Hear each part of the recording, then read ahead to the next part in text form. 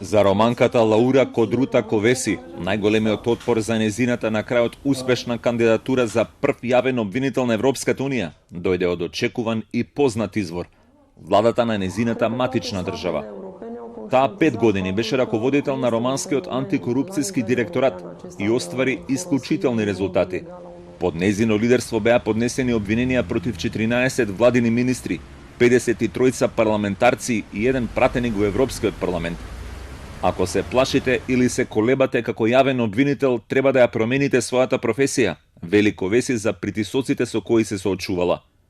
N-aș putea să zic că mă simt antrenată cu ghilimele de rigoare după ce s-a întâmplat în România în ultimii 2 ani, dar cred că prin ceea ce am trecut în ultimii 2 ani, atacurile la care am fost supusă, presiunile la care am fost supusă, hărțuirile la care am fost supusă și eu și colegii mei din DNA, am fost insultați în public, amenințați, umiliți și noi și familiile noastre.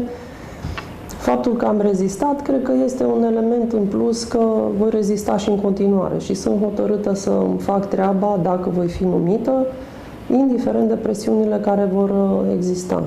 46-годишната Лаура Ковеси беше сменета од романскиот антикорупцијски директорат во јули минатата година, очигледна политичка одмазда на владеачките социјалдемократи. Актуелната премиерка на Романија, Виорица Данчила, јавно го повика и европскиот амбасадор на незината држава да гласа против изборот на Ковеси за прв европски обвинител. Претходно, лидерот на социјалдемократите и поранешен премиер Ливију Драгнеа ја предводеше кампањата против Ковеси. Беа променети законите и се подкопа судската независност, но сепак Драгнеа беше осуден за корупција и во мај заврши во затвор. Дури и председателот на државата Трајан Басеску, кој именуваше Ковеси 2013 година за лидер на антикорупцијскиот директорат, изјави дека таа многу му наштетила на романското правосудство, откако Ковеси ја предводеше истрагата со која неговиот брат беше испратен во затвор. Ковеси сега ќе биде прв човек на канцеларијата на Европското јавно обвинителство, која ќе биде задолжена за истражување на измамите поврзани со злоупотребата на европските фондови, која е во процес на формирање и својата работа ќе ја започне наредната година. Cred că toate statele europene au conștientizat faptul că este un fenomen la nivel european acesta al folosirii în mod ilegal a unor fonduri europene și că trebuie să existe o abordare unitară în a le investiga.